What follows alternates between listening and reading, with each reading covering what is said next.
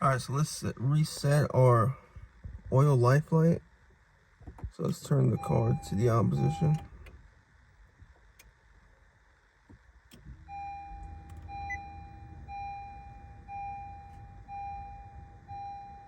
So you've probably been getting this message. On this one, it went a little past due, but you want to go to the info screen over here, go to settings, and then we're going to go to vehicle. We're going to go all the way down here to maintenance info. So right here we got the oil and filter, and I just did a tire rotation also. So we can hit right here, select reset items. We could do all due items, or we could just press right here for oil filter.